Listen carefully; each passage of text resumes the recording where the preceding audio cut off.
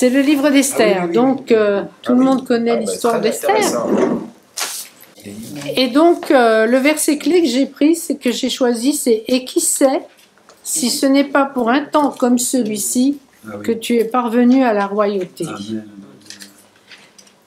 Et moi, ma conviction, je suis persuadée que Dieu prépare un peuple et qu'il va faire en sorte que dans un temps déterminé, il y a des personnes qui vont avoir quelque chose de particulier à travers leurs dons, donc Dieu va les former et qu'ils vont avoir un impact sur pas la société, parce qu'on va voir que la société c'est pas terrible, mais ils vont avoir un impact dans le plan de Dieu pour que son plan s'accomplisse. Amen.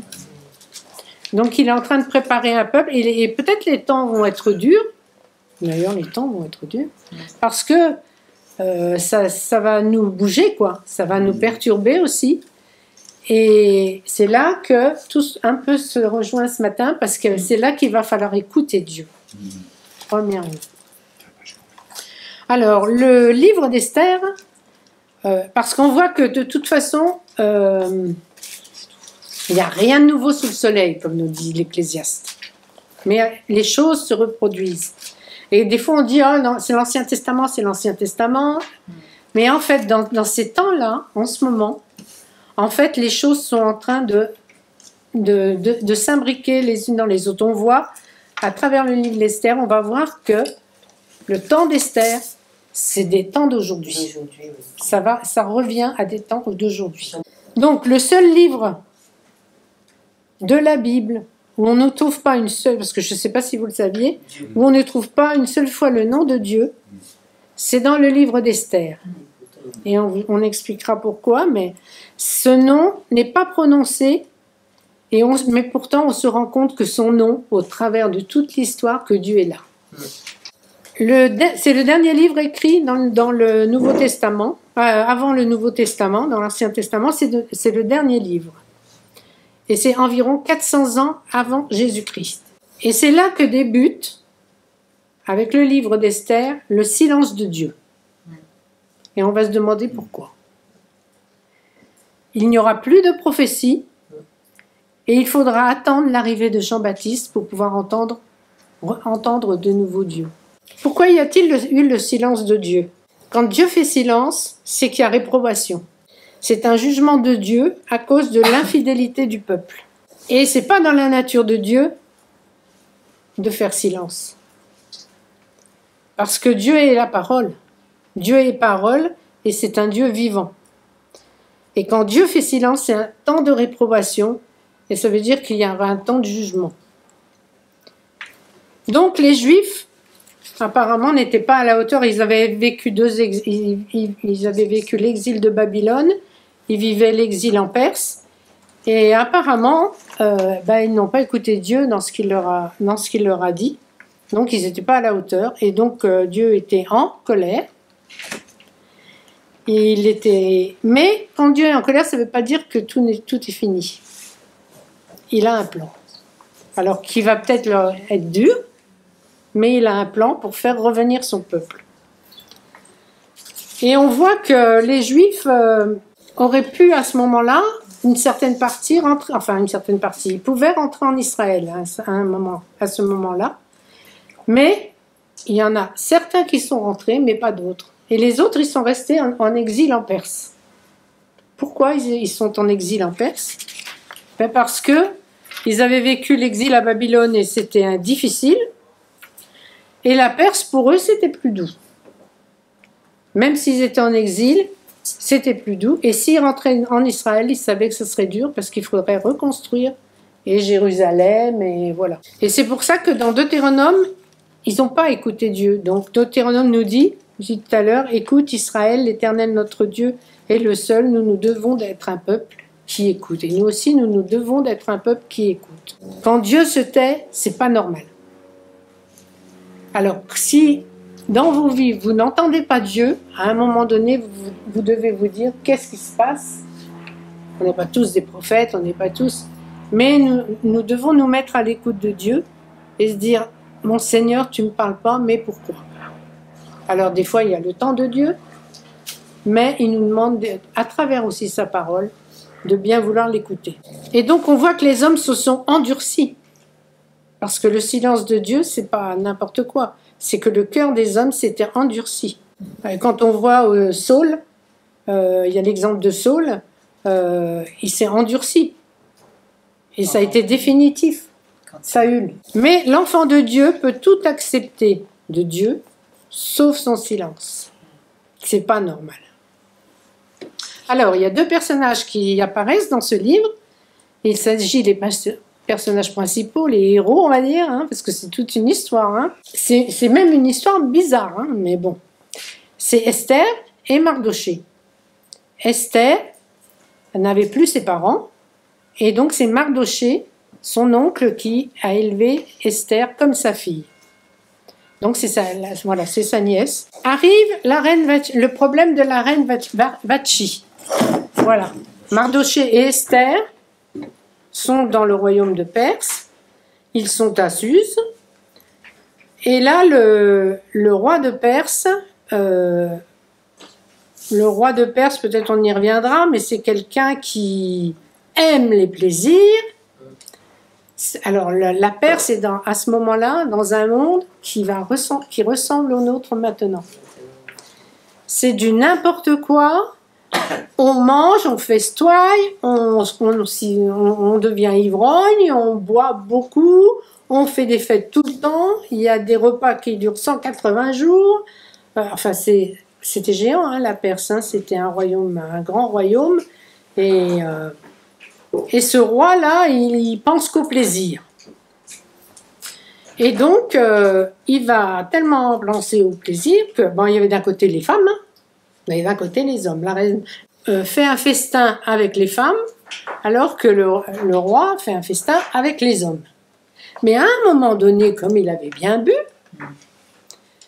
il va demander à sa femme, la reine Vashti, de venir pour montrer sa beauté. Ça voulait dire que la reine Vashti devait se déplacer et aller devant les hommes. On dit pour montrer sa beauté. Dans ces pays-là, elles arrivaient, elles étaient toutes voilées. C'était pas à montrer sa beauté que son visage. Hein. Donc, elle devait se dénuder et être nue devant tous ces hommes.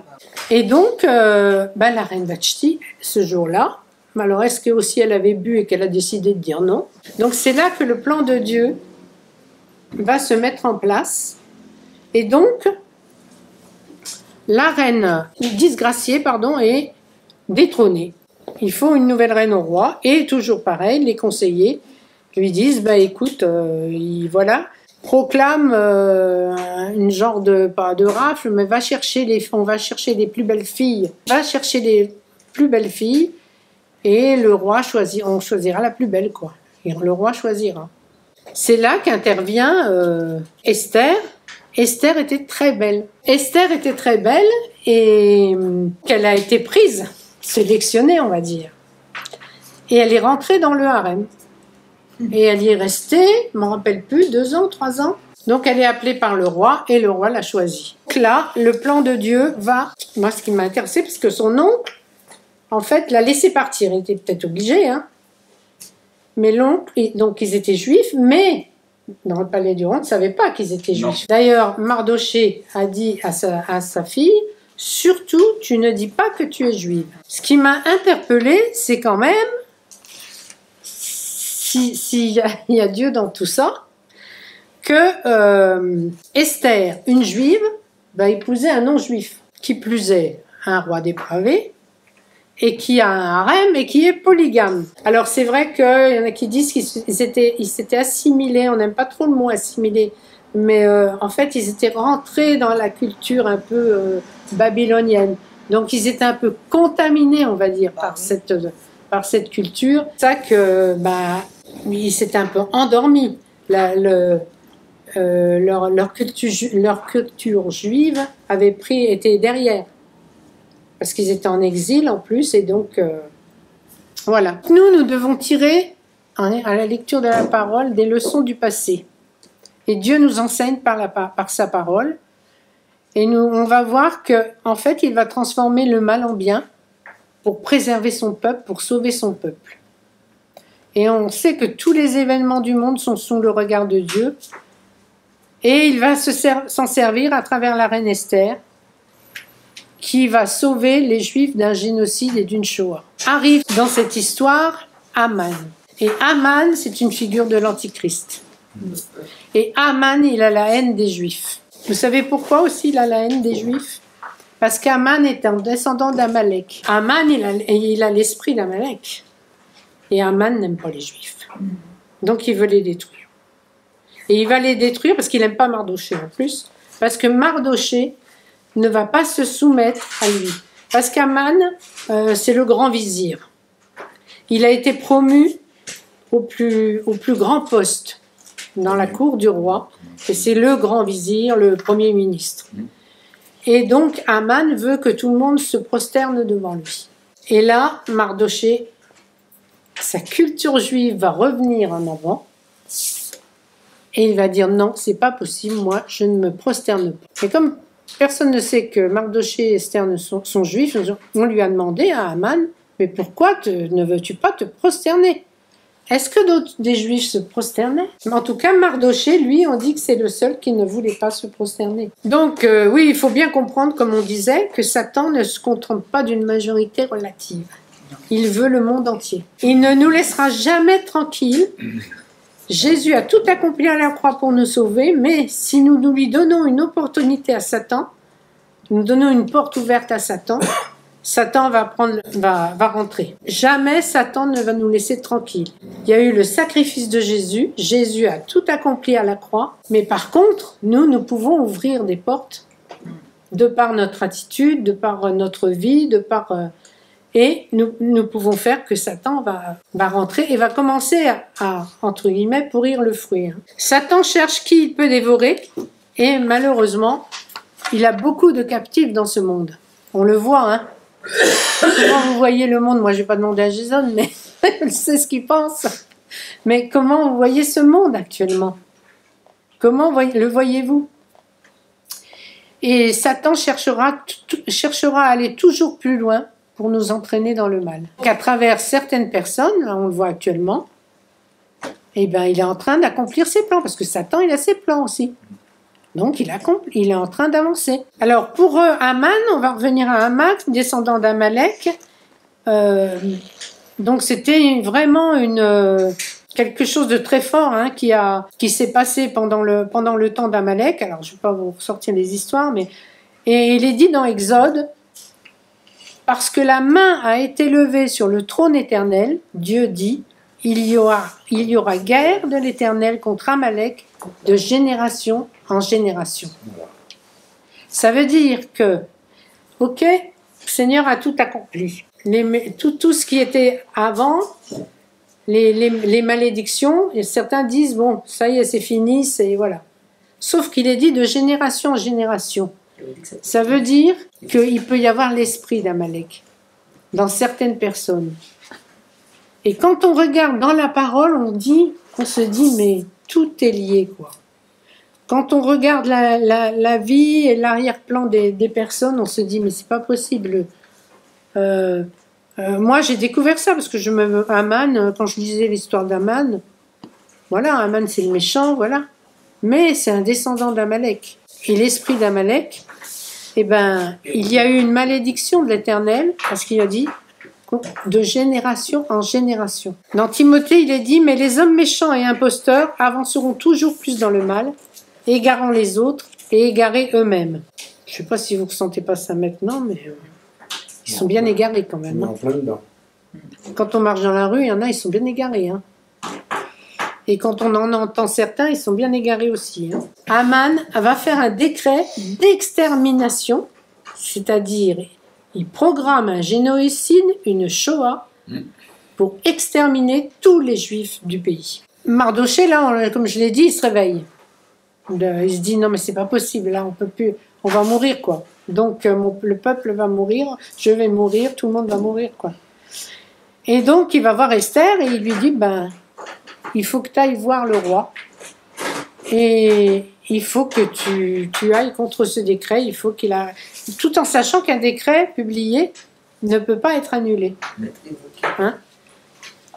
Donc, Esther, elle est dans le harem. Elle est reine, mais la reine, elle repart, et des fois, elles ne sont pas appelées. Hein. Il faut que le roi les appelle pour qu'elles se présentent devant le roi. Et elle dit, ça fait longtemps que je n'ai pas été appelée, est-ce que je suis en disgrâce? Est-ce que tu me demandes là Là, on lit là, au chapitre 4 dans Esther, verset 13, Mardochée qui lui dit « Ne t'imagine pas que tu échapperas seul, parce que tu es à ta position de reine, d'entre tous les Juifs. » Donc là, il lui dit « Maintenant, il va falloir que tu t'affiches en juive, parce que tu es dans la maison du roi. Car si tu te tais maintenant, le secours et la délivrance surgiront d'autre part pour les Juifs. Mais sache que, pour ta part, pour ta maison et la maison de ton père, vous périrez. » Donc de toute façon, pour Esther, elle allait mourir. Pour Mardochée a dit, tu périras. Et qui sait, si ce n'est pour un temps comme celui-ci d'ailleurs, que tu es parvenu à la royauté. Il la ramène à la réalité, quoi. Mais je pense que quand même Esther était très jeune. Hein. Donc Esther était prévue dans ce plan, mais elle pouvait manquer de but, elle pouvait dire non, et c'était de sa responsabilité, c'est ou tu obéis ou tu désobéis. Et Dieu voulait se servir d'Esther pour sauver Israël. C'était le problème dans ce temps-là, parce que dans le temps les Juifs, en fait, étaient pas trop mal en Perse. Et l'Empire perse était plus libéral pour les Juifs que quand ils étaient en Babylone. Pour eux, ils voulaient pas même ni revenir en Israël, ni quoi, ils vivaient bien en Perse. Voilà. Ils pouvaient même participer à ces festins, à des choses comme ça. Voilà, ils vivaient un peu la vie des Perses. Hein. Et en Israël, ils savaient qu'ils auraient des sacrifices à faire. Les exilés en Perse perdent donc petit à petit leur identité. Ils s'endorment et oublient d'où ils viennent. Et ils ne pratiquent plus beaucoup leur culture. Et je ne sais pas si, voilà, avec Dieu, s'ils sont si fervents. Et en ce moment, c'est aussi la politique parce qu'on voit qu'avec avec l'Ukraine, par exemple, on a un ami qui fait partie de l'association Ebenezer. Il est allé récupérer des Juifs là, pendant la guerre. Là, il y a quoi, il y a 1 mois, 2 mois, qui retournaient en Israël. Qu'ont voulu, eux, ils n'ont pas voulu rester en Ukraine.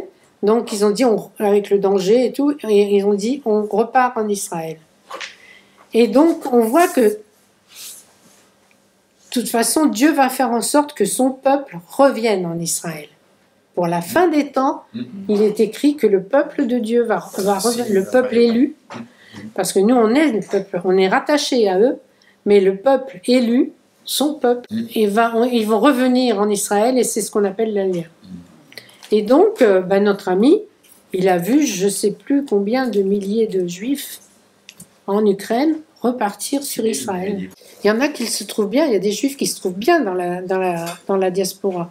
Et comme ces Juifs en Perse, ils ne veulent pas quitter l'endroit où ils sont parce qu'ils sont bien, notamment aux États-Unis. Et donc, il est dit dans la parole que ça va être compliqué pour ceux qui vivent aux États-Unis. Parce qu'il y a l'argent, il y a le pouvoir, parce qu'ils ont le pouvoir, il y a une certaine facilité, la vie est belle, et donc même si pour nous on trouve que des fois que c'est compliqué, mais prospèrent, ces Juifs-là, ils vivent dans le confort, ils font partie des finances, ils le font, et surtout aux États-Unis. Est-ce qu'ils ont changé leur nom? On ne sait pas, mais en plus ils se marient aussi avec des Américaines et tout. Comment ça se passait là-bas dans le palais du roi? Le royaume de Perse était très riche, hein. Moi j'ai regardé, il y avait des jardins magnifiques, des palais magnifiques, tout ça. Et la Perse, c'est quoi maintenant? Parce que leur civilisation n'existe plus aux Perses. Et donc c'est l'Iran. Et là, on voit que ce royaume était magnifique, il était riche, il n'y avait que des splendeurs. Et on voit maintenant l'Iran, dans quel état il se trouve. Donc en Perse, surtout à Suse, on faisait toujours la fête. Le roi avait même inventé une récompense pour ceux qui inventeraient plus de volupté et de plaisir. C'était un roi fantasque, insensé, ivrogne. Que peut-on en tirer pour nous en ce moment? parce qu'on voit des choses quand même bizarres. Hein. L'homme a généralement une part de responsabilité en ce qui concerne les plans de Dieu qui sont souverains. Donc c'est vrai qu'il faut qu'on se tienne au courant des choses qui se passent, parce que c'est là qu'on va aussi voir les temps qui arrivent. Et donc, ce que Dieu dit, il l'accomplit. Et parfois, il nous place dans des positions difficiles. On voit que parfois, suivant, bon, moi je vais dire par exemple un emploi, par exemple, je sais pas, à notre vie de tous les jours, on est dans des positions difficiles, et là on se dit, ah, là qu'est-ce qu'on fait? Parce que Dieu n'aime pas les compromis. En tant que chrétien, est-ce qu'on fait un peu au début comme Mardoché, comme rien n'était, on est bien en Perse, cool, on va rester tranquille, et puis petit à petit on prend le mouvement, et on se dit ouais ok, mais bon maintenant c'est comme ça, maintenant on vit comme ça, maintenant on est, bon le monde est, c'est, voilà, tout le monde a un téléphone, tout le monde a ci, tout le monde a ça, ok c'est bien. Mais il y a un moment donné où il va nous falloir nous arrêter, nous dire attends, stop, là il y a des choses que, en tant que chrétien, je ne peux pas accepter. Ça, certains le font, mais pas tous. Et c'est vrai que c'est compliqué parce que vous avez votre salaire, vous avez votre vie, ça peut tout bouleverser de se positionner pour Dieu pendant ces temps difficiles. Mais à un moment donné, il va falloir. Il est dit dans Philippiens, Dieu dit « Ainsi, mes bien-aimés, comme vous avez toujours obéi, travaillez à votre salut avec crainte et tremblement. » Parce que la finalité, c'est pas sur terre, nous. Hein. La finalité, c'est là-haut. Alors, est-ce que ça veut dire que certains vont perdre leur salut dans les temps de la fin? Parce qu'ils auront plus aimé le monde que Jésus. Il y a des hommes qui se sont endurcis et ils ont connu le silence de Dieu. Depuis combien de temps n'avez-vous pas entendu la voix de Dieu? C'est une question. Comment est le monde moderne en ce moment? Par rapport à la Perse, il n'y a rien de nouveau, comme dit Sandra, sous le soleil. Hein. Il y a la corruption, il y a des fêtes permanentes. Nous, on va dans le sud. Hein. Entre le 15 juillet et le 15 août, déjà ça commence au mois de juillet, mais il y a des fêtes permanentes. Hein. La nuit et le jour, il y a les fêtes. On n'entend pas un jour, bon toi t'écoutes pas la radio Sandra, mais il n'y a pas un jour où on n'entend pas une nouvelle affaire un peu bizarre sortir, quoi. Affaire pourrie, quoi. Affaire pourrie, voilà, corruption, il n'y a pas un jour. Alors on est dans une société, oui, où tout est fait pour faire la fête, comme tu as dit. Une fête permanente, avec le mot menu, il y a la drogue, il y a l'alcool, tout ça, parce que sinon pour les jeunes c'est nul, hein. Parce que les jeunes ne peuvent pas s'amuser s'ils ne sont pas imprégnés d'alcool. Et le tout accompagné de beaucoup de bruit. Dieu fait silence et le monde fait la fête et fait beaucoup de bruit. Alors ils peuvent pas écouter Dieu. Hein. La pornographie, plus de respect pour les autorités, plus rien. Et on a l'impression de nos jours non, normalement on est dans une démocratie. Mais ça en est que l'apparence. Petit à petit, tout doucement, on nous balance de plus en plus de contraintes. On a des lois qui arrivent, notamment pour nous, chrétiens, hein, et petit à petit, comme ça, comme le peuple fait la fête, tout passe. Hein. Et pour faire oublier les contraintes, donc, on invente toute une sorte de distraction. Et en plus, on n'aime pas trop ou les contraintes ou les choses comme ça, ou si dès qu'on a un problème, voilà, nous on a Dieu. Mais les gens, dès qu'ils ont un problème, pour oublier, ils vont faire n'importe quoi. C'est un empire soi-disant libéral, mais dictatorial, comme en Perse. En Perse, faut pas croire, ils étaient quand même en exil. Hein. Donc le roi Assuérus laissait une certaine liberté à son peuple, y compris aux Juifs. Quand il faisait les festins, les gens pouvaient boire ou pas, ou faire autre chose, mais bon. Comme ça, il disait, tant qu'ils pensent à ça, tant qu'ils font les festins, tant qu'ils font la fête, ils ne pensent pas à autre chose.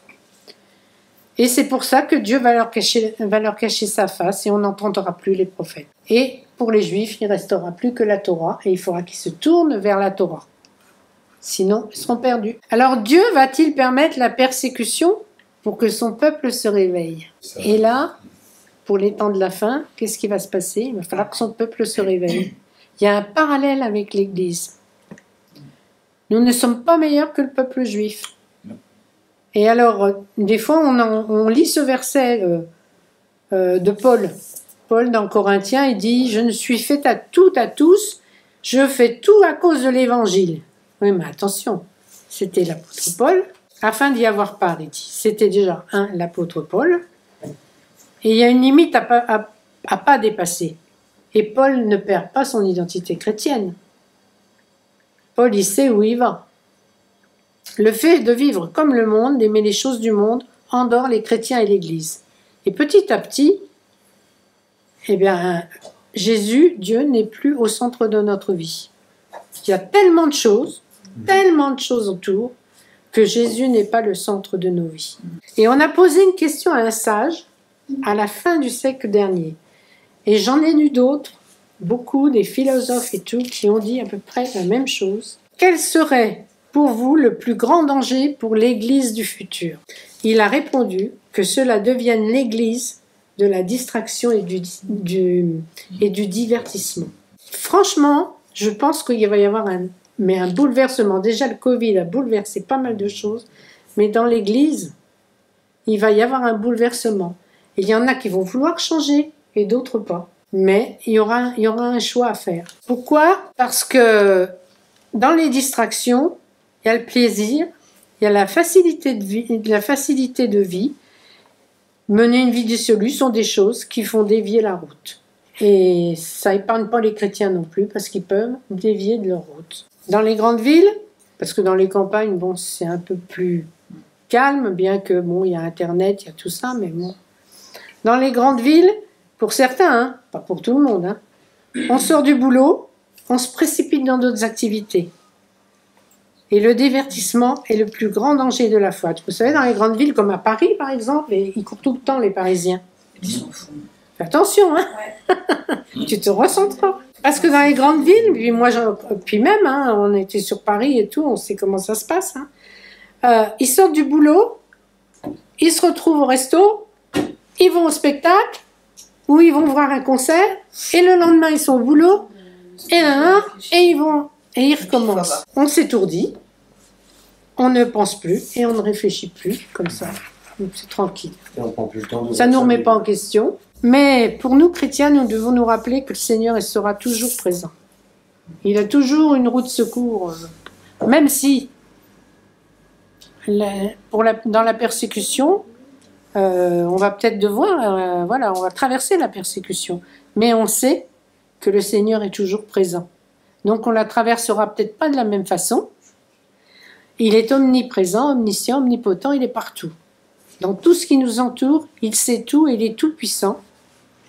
Et il y a une chose, c'est que quand il dit quelque chose et quand il prévoit quelque chose, il va jusqu'au bout et il l'accomplit. Comme Mardochée l'a dit à Esther, avec ou sans toi, mais de toute façon, tu es dans ce temps et si tu ne dis rien, tu mourras. Alors Esther prend la décision. Ok, si je dois périr, je périrai. Et je me dis que c'est courageux parce que pour moi, est une gamine. Donc, comme dit Sandra, nous allons devoir nous positionner dans ces temps qui arrivent là, qui arrivent, ils sont déjà là, mais l'Éternel n'honorera jamais ceux qui gardent le silence pour préserver leur place, leur position par rapport à des choses, des situations qui ne sont pas de Dieu. Il n'est pas un Dieu de compromis. Par contre, il élèvera ceux qui, pour Dieu et sa parole, proclament la vérité, quel qu'en soit le prix. C'est dans Jean 16, versets 1 à 4. Esther et Mardochée vont se réveiller de leur torpeur, car leur vie était en jeu. Et Mardochée avait compris qu'il fallait se positionner dans un temps comme celui-ci, sinon c'était la mort. Peut-être nous allons devoir être des Mardochées. N'attendons pas qu'il soit trop tard. Tout chrétien rempli de l'esprit doit donc mener une vie juste, en recherchant la communion avec Dieu et en se démarquant d'une génération corrompue. Le monde plie sous le poids des péchés, hein, c'est ce que l'on a dit. Les hommes ont changé l'ordre divin en désordre démoniaque. Et franchement, souvent je pense à mes parents qui sont plus là, et je me dis, mais s'ils revenaient, si mon père revenait là, il se dirait, mais qu'est-ce que c'est que ce, pour être poli, hein, ce bazar, quoi, mais qu'est-ce que c'est que ça, quoi? C'était peut-être pas mieux de leur temps, il y avait des défis, mais je pense que là, franchement, on a passé un cap. Hein. Qu'ils appellent, le monde appelle le mal bien et le bien mal, comme c'est écrit dans la parole. Ils changent les ténèbres en lumière et la lumière en ténèbres. Nous sommes dans un mensonge mondial. On nous fait perdre notre identité. On veut que nous soyons tous pareils, on veut nous aligner, tous les peuples, tout. Voilà.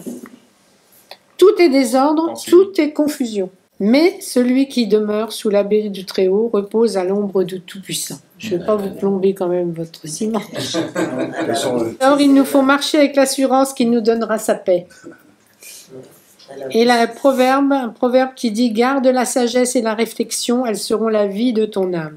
Alors tu marcheras avec assurance et ton pied ne trébuchera pas. » C'est ce que je disais, on est dans des temps difficiles, mais en même temps, on va vivre une certaine faveur de Dieu. Et ça, j'en suis persuadée. Il va y avoir des signes, des prodiges, des miracles, on va voir des choses. Peut-être que nous, il n'y a que nous qui les verrons, les autres sont tellement occupés qu'ils ne les verront peut-être pas. Hein. Mais Dieu nous réserve des choses, des bonnes choses à travers cela. Nous devons faire la différence et on ne peut pas accepter ce qui se passe actuellement et vivre comme toute cette mondanité vit.